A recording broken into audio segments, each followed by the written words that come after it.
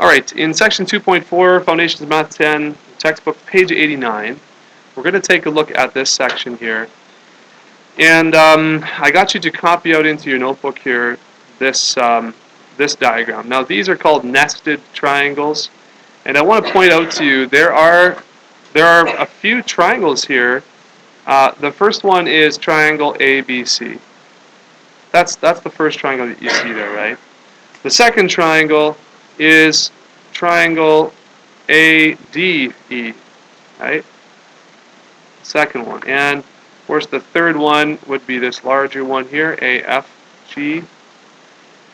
And then you have your fifth one, right? There. Sorry, it's getting a little bit messy. But you see the 1, 2, 3, 4 triangles, right? See those? That's important, okay? Now, the lengths of these triangles, this first small one, we'll focus on this first small one here, ABC, and we have a length of 3, 4, and 5. Now, I don't know if you know that yet, but that is a right triangle. 3, 4, 5. Lengths of 3, 4, and 5, or any multiples of those, would be a right triangle. And so let's review what we've learned already so far. The tangent of, let's say this is the A that we're going to talk about here. Tangent of A, okay? The tangent of A in this triangle is what? What's the ratio? You remember from last few sections? What is it? Shout it out. It's 3, that's the opposite side, divided by 4, the adjacent side. Very good. 3 over 4. Now what I want you to notice, what's special about this diagram, is that these other triangles have A, the exact same angle A, in common. So we have A in this other another triangle too, right? Let's see this one. So there's the second triangle, and it's the same angle A. So if I write a new tan ratio for the second triangle, do you see how I can actually use the same angle A? Now, what is the length of the opposite side in this second triangle? It is 6. And what's the length of the adjacent side? Now remember, that's A all the way to E. 4 plus 4 is 8. You see how that simplifies down to 3/4. Same angle, same ratio. Now, if you remember, I was talking in those other lessons about if we have the same angle A, doesn't matter what the size of the right triangle is. If the angle is the same, the ratio for the tangent will be the same. And so, as we continue on here, if we took a look at this third triangle, do this in green here now, okay? That third triangle, that's still tan of A, right? Same A here. The length of the opposite side is 9. And this is 4, 8, 12. Notice that's also 3/4. Tan of A, if we take a look at this larger triangle right here, it's going to be 12 divided by 16. So this is just a little confirmation in explaining tangent. And the other ratios that we're going to be looking at today, these are all trigonometric ratios. So all three of them are in the same category. Okay, they're the same type of thing.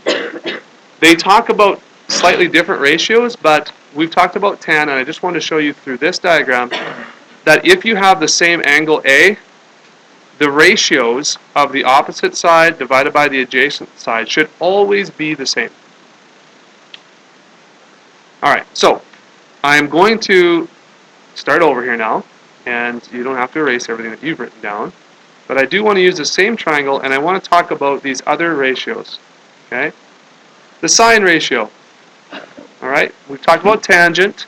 The sine ratio is another type of trigonometric ratio. So the sine of an angle is equal to the opposite side, similar to tan, but not divided by the adjacent side. It's divided by the hypotenuse. Very good. Okay, so the sine ratio for any angle A is the opposite side divided by the hypotenuse of the right triangle. So let's go back to the first little triangle here. Sine A in our triangle here. The opposite side is still 3. And what's the hypotenuse? It's the opposite side of the 90 degree, and its value is 5. So for our small little triangle here, the sine ratio of A is 3 over 5. Okay? Opposite over hypotenuse. Okay, well, I'm not going to rewrite sine of A here, but what I'm going to do is I'm going to show you the bigger triangle. We know that this is still A, and the opposite side here now is 6, and the hypotenuse is 10. You see how 3 over 5 is the same as 6 over 10? And the opposite side divided by the hypotenuse of this next triangle, 3 5s, that's 9 over 15. And then we have, for the largest triangle here, we have the opposite side is 12 divided by 5, 10, 15, 20. So what you notice is these ratios all can be simplified to 3 over 5, right? Divide by 3, divide by 3, we get 3 over 5. Divide by 4, divide by 4, we get 3 over 5. Does everyone see that? So what I'm trying to fortify here is that if you have the same angle for any size triangle, the ratio of sine and tangent will always be the same. And guess what? The ratio for cosine, which is symbolized COS, cos, cosine will have a similar ratio as well. Does anyone know what the cosine ratio involves? Which two sides? Adjacent, yep, and hypotenuse. Adjacent divided by hypotenuse. And I'm going to show you a little memory mnemonic that maybe some of you know already, but that'll be easy to remember them. And so cosine A as well, if we just really quickly do the exact same thing with these triangles, cos of A, the adjacent side for this first little triangle is 4, hypotenuse 5, 4 over 5. For the larger triangle, adjacent is 8, and hypotenuse is 10. You see how this is making sense here? 12 over 15 for the larger triangle. And for the largest triangle, right, we have adjacent side here, 16 over the hypotenuse, 5, 10, 15, 20. Okay? And all of these should boil down to the same thing. Divide both those by 2. We have 4 over 5. Divide by 3. We have 4 over 5. And divide by 4. We have 4 over 5. So you see how for the same angle A, the same angle in all those triangles, the same angle, we would have the same cosine ratio as well. Okay? So, how do we remember which is which? Well, there's a little memory mnemonic that's been around forever, and it looks like this. So, that's S-O-H, Ka, C-A-H, Toa,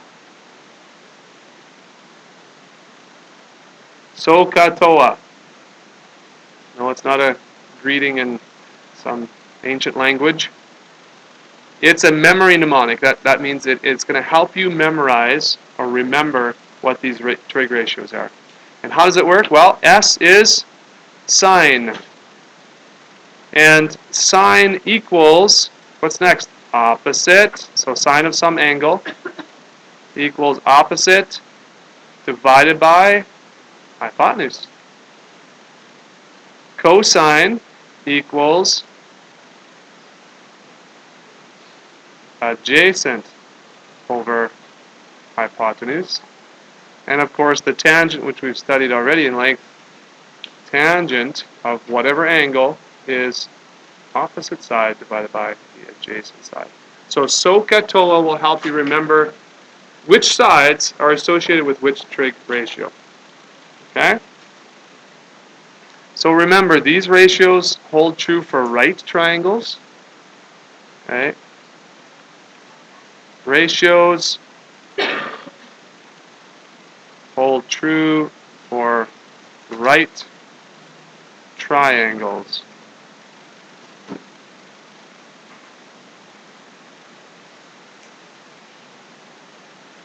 Okay? Give you a second to let that sink in. So it'll be worthwhile to note, again, that on your calculator you'll have, if you have a scientific calculator, you have your 3 trig ratio buttons there, right? So if before we calculated the tangent of some angle, like tan, right, of 56, we calculated that to be 1.48. You could do the same thing for sine. What's the sine of 56? And your calculator will tell you what that ratio is. You can also do the cosine of 56. Enter. There's the ratio. So notice there's 3 different ratios. Sometimes for some angles, these ratios might be the same. But we have 3 distinct sort of trigonometric ratios for 56. And for every time you see a 56, the tangent of that angle will always be this number. Okay? Okay, so let's get back to our textbook, and I actually have the textbook here, digital copy to show you. So we, let's see what I can do here. Okay, so in your textbook you'll see this little thing right here as a summary. The sine ratio. The sine of any angle A. Now it's important to note that this is an acute angle. You guys remember what an acute angle is? It's less than 90 degrees. Yes. So if we have a right angle triangle, okay, the other 2 angles will have to be less than 90 each. Does anyone know why that's true? Do you know what the relationship is between angles of a triangle? So yes, they have to be acute, less than 90, because all the angles of a triangle have to add up to 180 degrees. That is true. So if you didn't know that, that's the first time you've heard that, you can write all angles in a triangle must add up to 180 degrees. So that means that if you have 90 here, these other 2 angles, what do they have to add up to? Yeah. So angles A and C here are said to be what? What's the term? If they have to add up to 90, what's the term for those 2 angles? They are, who remembers? A special term for them. 2 angles that add up to 90 degrees are called what kind of angles? Complementary. How many of you have heard of that term before? Complementary. I mean when we're talking about math, not like, hey, you look very nice today. Yes, that's very complimentary. But when we're talking about math, complementary angles, angles that add up to 90 degrees. We should write that down too. Why not? All right, so let's do an example using what we know now about sine and cosine. And let's say that we want to determine the angle measures of G and H. Okay?